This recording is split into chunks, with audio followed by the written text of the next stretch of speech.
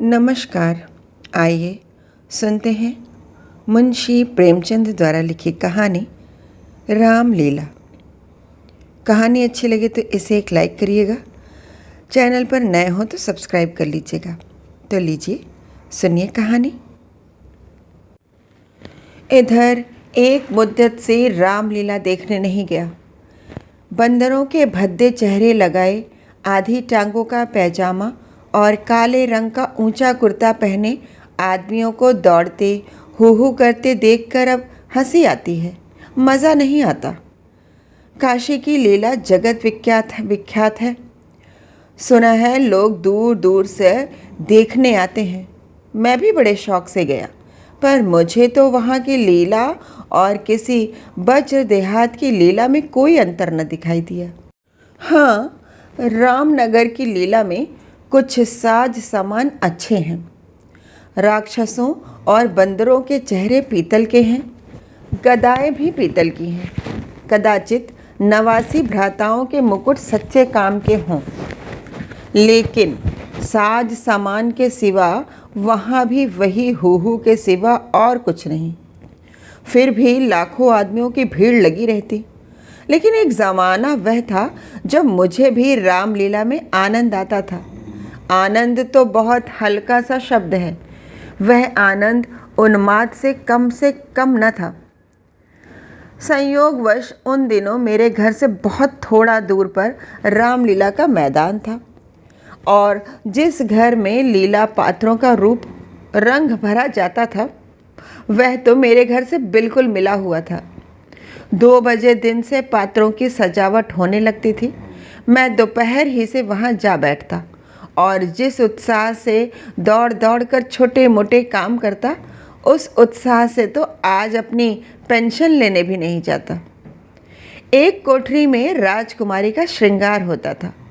उनकी देह में रामरज पीसकर पोती जाती, उनके मुंह पर पाउडर लगाया जाता और पाउडर के ऊपर लाल, हरे, नीले रंग की बुंदकियाँ लगाई जाती थी। सारा माथा, भौहें, गाल, ठोड़ी बुंदकियों से रच उठती थी। एक ही आदमी इस काम में कुशल था। वही बारी बारी से तीनों पात्रों का श्रृंगार करता था। रंग की प्यालियों में पानी लाना, रामरच पीसना, पंखा झलना मेरा काम था। जब इन तैयारियों के बाद विमान निकलता तो उस पर रामचंद्र जी के पीछे बैठकर मुझे जो उल्लास, जो गर्व, जो रोमांच होता था, वह अब लाट साहब के दरबार में कुर्सी पर बैठकर भी नहीं होता। एक बार जब हम होम मेंबर साहब ने व्यवस्थापक सभा में मेरे लिए एक प्रस्ताव का अनुमोदन किया था, उस वक्त मुझे कुछ उसी तरह का उल्लास, गर्व और रोमांच हुआ था। हाँ, एक बार जब मेरा ज्येष्ठ पुत्र नायब तहसीलदारी में नामजद हुआ, तब भी ऐसी ही तरंगे मन में उठी थी। पर इनमें और उस बाल विह्वलता में बड़ा अंतर है। तब ऐसा मालूम होता था कि मैं स्वर्ग में बैठा हूँ। निषाद नौका लीला का दिन था। मैं 2-4 लड़कों के बहकाने में आकर गुल्ली डंडा खेलने लगा था। आज श्रृंगार देखने न गया। विमान भी निकला, पर मैंने खेलना न छोड़ा। मुझे अपना दांव लेना था। अपना दांव छोड़ने के लिए उससे कहीं बढ़कर आत्मत्याग की ज़रूरत थी, जितना मैं कर सकता था। अगर दांव देना होता तो मैं कब का भाग खड़ा होता, लेकिन पदाने में कुछ और ही बात होती है। खैर, दांव पूरा हुआ। अगर मैं चाहता तो धांधली करके 10-5 मिनट और पदा सकता था। इसकी काफ़ी गुंजाइश थी, लेकिन अब इसका मौका न था। मैं सीधे नाले की तरफ दौड़ा। विमान जल तट पर पहुंच चुका था। मैंने दूर से देखा, मल्लाह किश्ती लिए आ रहा है। दौड़ा, लेकिन आदमियों की भीड़ में दौड़ना कठिन था। आखिर जब मैं भीड़ हटाता प्राणपण से आगे बढ़ता घाट पर पहुंचा, तो निषाद अपनी नौका खोल चुका था। रामचंद्र पर मेरी कितनी श्रद्धा थी। अपने पाठ की चिंता न करके उन्हें पढ़ा दिया करता था। जिससे वह फेल न हो जाए। मुझसे उम्र ज़्यादा होने पर भी वह नीची कक्षा में पढ़ते थे, लेकिन वही रामचंद्र नौका पर बैठे इस तरह मुंह फेरे चले जाते थे मानो मुझसे जान पहचान ही नहीं। नकल में भी असल की कुछ न कुछ बू आ ही जाती है। भक्तों पर जिनकी निगाह सदा ही तीखी रही है, वह मुझे क्यों उबारते? मैं विकल होकर उस बछड़े की भांति कूदने लगा जिसकी गर्दन पर पहली बार जुआ रखा गया था। कभी लपक कर नाले की ओर जाता, कभी किसी सहायक की खोज में पीछे की तरफ दौड़ता, पर सबके सब अपनी धुन में मस्त थे। मेरी चीख पुकार किसी के कानों तक न पहुंची। तब से बड़ी बड़ी विपत्तियां झेली, पर उस समय जितना दुख हुआ उतना फिर कभी न हुआ। मैंने निश्चय किया था अब रामचंद्र से कभी न मिलूंगा, न कभी खाने की कोई चीज़ ही दूंगा। लेकिन ज्यों ही नाले को पार करके वह पुल की ओर लौटे, मैं दौड़कर विमान पर चढ़ गया और ऐसा खुश हुआ मानो कोई बात ही न हुई थी। रामलीला समाप्त हो गई थी। राजगद्दी होने वाली थी, पर न जाने क्यों देर हो रही थी। शायद चंदा कम वसूल हुआ था। रामचंद्र की इन दिनों कोई बात भी न पूछता था। न घर ही जाने की छुट्टी मिलती थी, न भोजन का ही प्रबंध होता था। चौधरी साहब के यहाँ से एक सीधा कोई 3 बजे दिन को मिलता था। बाकी सारे दिन कोई पानी को भी नहीं पूछता। लेकिन मेरी श्रद्धा अभी तक ज्यों की त्यों थी। मेरी दृष्टि में अब भी रामचंद्र ही थे। घर पर मुझे खाने को कोई चीज़ मिलती, वह लेकर रामचंद्र को दे आता। उन्हें खिलाने में मुझे जितना आनंद मिलता था, उतना आप खा जाने में कभी न मिलता। कोई मिठाई या फल पाते ही मैं बेतहाशा चौपाल की ओर दौड़ता। अगर रामचंद्र वहाँ न मिलते तो उन्हें चारों ओर तलाश करता, और जब तक वह चीज़ उन्हें न खिला लेता मुझे चैन न आता था। खैर, राजगद्दी का दिन आया। रामलीला के मैदान में एक बड़ा सा शामियाना ताना गया। उसकी खूब सजावट की गई। वैश्याओं के दल भी आ पहुँचे। शाम को रामचंद्र की सवारी निकली और प्रत्येक द्वार पर उनकी आरती उतारी गई। श्रद्धा अनुसार किसी ने रुपए दिए, किसी ने पैसे। मेरे पिता पुलिस के आदमी थे, इसलिए उन्होंने बिना कुछ दिए ही आरती उतारी। उस वक्त मुझे जितनी लज्जा आई उसे बयां नहीं कर सकता। मेरे पास उस वक्त संयोग से 1 रुपया था। मेरे मामा जी दशहरे के पहले आए थे और मुझे 1 रुपया दे गए थे। उस रुपए को मैंने रख छोड़ा था। दशहरे के दिन भी उसे खर्च न कर सका। मैंने तुरंत वह रुपया लाकर अब आरती की थाली में डाल दिया। पिताजी मेरी ओर कुपित नेत्रों से देखकर रह गए। उन्होंने कुछ कहा तो नहीं, लेकिन मुंह ऐसा बना लिया जिससे प्रकट होता था कि मेरी इस धृष्टता से उनके रोब में बट्टा लग गया। रात के 10 बजते बजते यह परिक्रमा पूरी हुई। आरती की थाली रुपयों और पैसों से भरी हुई थी। ठीक तो नहीं कह सकता, मगर अब ऐसा अनुमान होता है कि 400-500 रुपये से कम न थे। चौधरी साहब इससे कुछ ज़्यादा ही खर्च कर चुके थे। उन्हें इसकी बड़ी फिक्र हुई कि किसी तरह कम से कम 200 रुपये और वसूल हो जाएं, और इसकी सबसे अच्छी तरकीब उन्हें यही मालूम हुई कि वैश्याओं द्वारा महफिल में वसूली हो। जब लोग आकर बैठ जाएं और महफिल का रंग जम जाए तो आबादी जान रसिक जनों की कलाइयाँ पकड़ पकड़ कर ऐसे भाव भाव दिखाएं कि लोग शर्माते शर्माते भी कुछ न कुछ दे ही मरे। आबादी जान और चौधरी साहब में सलाह होने लगी। मैं संयोग से उन दोनों प्राणियों की बातें सुन रहा था। चौधरी साहब ने समझा होगा यह लौंडा क्या मतलब समझेगा, पर यहाँ ईश्वर की दया से अक्ल के पुतले थे। सारी दास्तान समझ में आ जाती थी। चौधरी, सुनो आबादी जान, यह तुम्हारी ज़्यादती है। हमारा और तुम्हारा कोई पहला साबिका तो है नहीं। ईश्वर ने चाहा तो यहाँ हमेशा तुम्हारा आना जाना लगा रहेगा। अब की चंदा बहुत कम आया, नहीं तो मैं तुमसे इतना इसरार न करता। आबादी, आप मुझसे भी ज़मींदारी चाले चलते हैं क्यों? मगर यहाँ हुजूर की दाल न गलेगी। वाह, रुपए तो मैं वसूल करूं और मूँछों पर ताव आप दें। कमाई का अच्छा ढंग निकाला है। इस कमाई से तो वाकई आप थोड़े दिनों में राजा हो जाएंगे। उसके सामने जमींदारी झक मारेगी। बस बस, कल ही से एक चकला खोल दीजिए, खुदा की कसम माला माल हो जाइएगा। चौधरी, तुम दिल लगी करती हो और यहाँ काफिया तंग हो रहा है। आबादी, तो आप भी तो मुझी से उस्तादी करते हैं। यहाँ आप जैसे कईयों को रोज़ उंगलियों पर नचाती हूँ। चौधरी, आखिर तुम्हारी मंशा क्या है? आबादी, जो कुछ वसूल करूँ उसमें आधा मेरा आधा आपका। लाइए, हाथ मारिए। चौधरी, यही सही।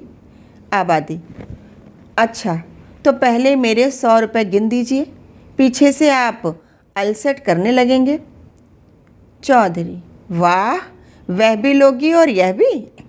आबादी, अच्छा तो आप क्या समझते थे कि अपनी उजरत छोड़ दूंगी? वाह री आपकी समझ, खूब, क्यों न हो। दीवाना बकारे दरवेश होशियार। चौधरी, तो क्या तुमने दोहरी फीस लेने की ठानी है? आबादी, अगर आपको 100 दफ़े गरज हो तो, वरना मेरे 100 रुपये तो कहीं गए ही नहीं। मुझे क्या कुत्तों ने काटा है जो लोगों की जेब में हाथ डालती फिरूं? चौधरी की एक न चली, आबादी के सामने दबना पड़ा। नाच शुरू हुआ। आबादी जान बला की शेख औरत थी। एक तो कमसिन, उस पर हसीन, और उसकी अदाएं तो इस गजब की थी कि मेरी तबीयत भी मस्त हुई जाती। आदमियों के पहचानने का गुण भी उसमें कुछ कम न था। जिसके सामने बैठ गई उससे कुछ न कुछ ले ही लिया। 5 रुपए से कम तो शायद ही किसी ने दिए हों। पिताजी के सामने भी वह बैठी। मैं मारे शर्म के गड़ गया। जब उसने उनकी कलाई पकड़ी तब तो मैं सहम उठा। मुझे यकीन था कि पिताजी उसका हाथ झटक देंगे और शायद दुत्कार भी दें, किंतु यह क्या हो रहा है? ईश्वर, मेरी आंखें धोखा तो नहीं खा रही हैं? पिताजी मूँछों में हंस रहे हैं। ऐसी मृदु हंसी उनके चेहरे पर मैंने कभी नहीं देखी थी। उनकी आंखों से अनुराग टपक पड़ता था। उनका एक एक रोम पुलकित हो रहा था। मगर ईश्वर ने मेरी लाज रख ली। वह देखो, उन्होंने धीरे से आबादी के कोमल हाथों से अपनी कलाई छुड़ा ली। अरे, यह फिर क्या हुआ? आबादी तो उनके गले में बाहें डाले देती है। अब पिताजी उसे ज़रूर पीटेंगे। चुड़ैल को ज़रा भी शर्म नहीं। एक महाशय ने मुस्कुराकर कहा, यहाँ तुम्हारी दाल न गलेगी आबादी जान। और दरवाज़ा देखो। बात तो इन महाशय ने मेरे मन की कही और बहुत ही उचित कही, लेकिन न जाने क्यों पिताजी ने उसकी ओर कुपित नेत्रों से देखा और मूँछों पर ताव दिया। मुंह से तो वह कुछ न बोले, पर उनके मुख की आकृति चिल्लाकर सरोष शब्दों में कह रही थी, तू बनिया मुझे समझता क्या है? यहाँ ऐसे अवसर पर जान तक निसार करने को तैयार है। रुपए की हकीकत ही क्या? तेरा जी चाहे आजमा ले। तुझसे दूनी रकम न दे डालूं तो मुंह नख दिखाऊं। महान आश्चर्य, घोर अनर्थ।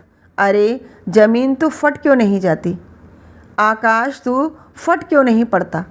अरे, मुझे मौत क्यों नहीं आ जाती? पिताजी जेब में हाथ डाल रहे हैं। वह कोई चीज़ निकाली और सेठ जी को दिखाकर आबादी जान को दे डाली। आह, यह तो अशर्फी है। चारों ओर तालियां बजने लगीं। सेठ जी उल्लू बन गए या पिताजी ने मुँह की खाई, इसका निश्चय मैं नहीं कर सकता।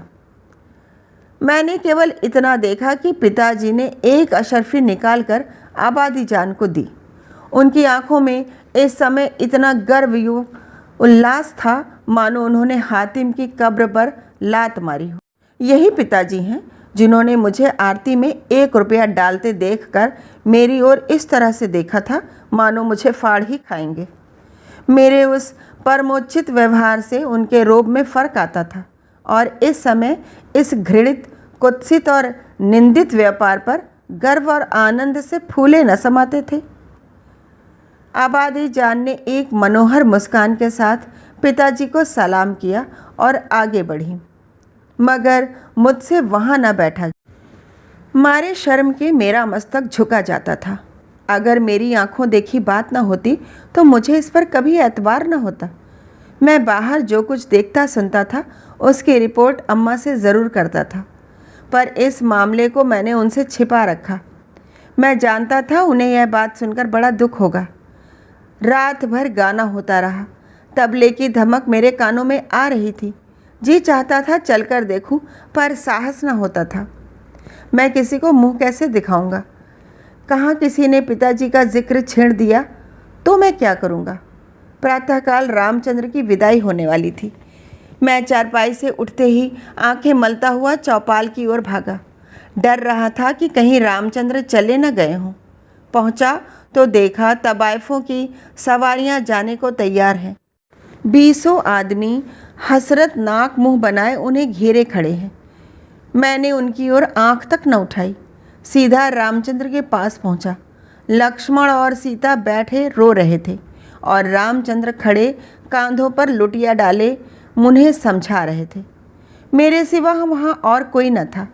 मैंने कुंठित स्वर से रामचंद्र से पूछा, क्या तुम्हारी विदाई हो गई? रामचंद्र, हाँ हो तो गई। हमारी विदाई ही क्या?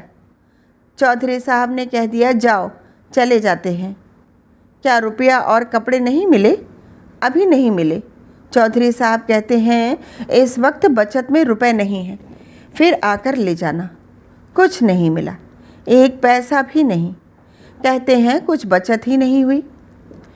मैंने सोचा था कुछ रुपए मिल जाएंगे तो पढ़ने की किताबें ले लूँगा, सो कुछ न मिला। राह खर्च भी नहीं दिया। कहते हैं कौन दूर है, पैदल चले जाओ। मुझे ऐसा क्रोध आया कि चलकर चौधरी को खूब आड़े हाथों लूँ। वैश्याओं के लिए रुपए, सवारियाँ, सब कुछ, पर बेचारे रामचंद्र और उनके साथियों के लिए कुछ भी नहीं।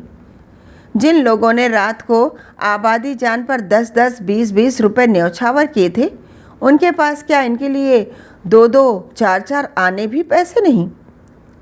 पिताजी ने भी तो आबादी जान को एक अशर्फी दी थी। देखूं इनके नाम पर क्या देते हैं।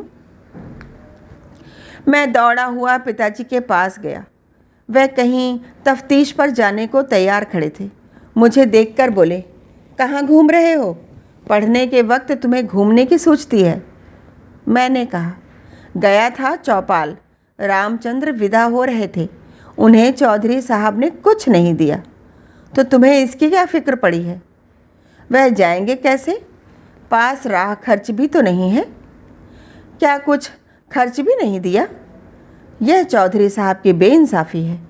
आप अगर 2 रुपया दे दें तो मैं उन्हें दे आऊँ। इतने में शायद वह घर पहुँच जाए। पिताजी ने तीव्र दृष्टि से देखकर कहा, जाओ अपनी किताब देखो, मेरे पास रुपए नहीं हैं। यह कहकर वह घोड़े पर सवार हो गए। उसी दिन से पिताजी पर से मेरी श्रद्धा उठ गई। मैंने फिर कभी उनकी डांट डपट की परवाह नहीं की। मेरा दिल कहता, आपको मुझको उपदेश देने का कोई अधिकार नहीं है। मुझे उनकी सूरत से चिढ़ हो गई।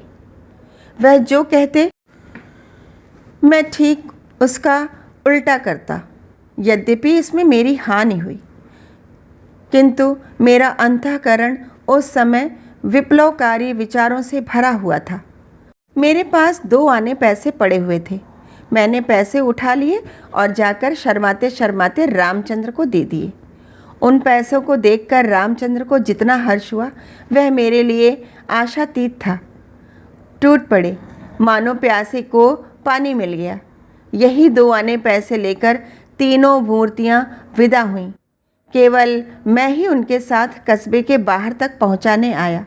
उन्हें विदा करके लौटा तो मेरी आंखें सजल थीं, पर हृदय आनंद से उमड़ा हुआ था। कहानी सुनने के लिए बहुत बहुत धन्यवाद।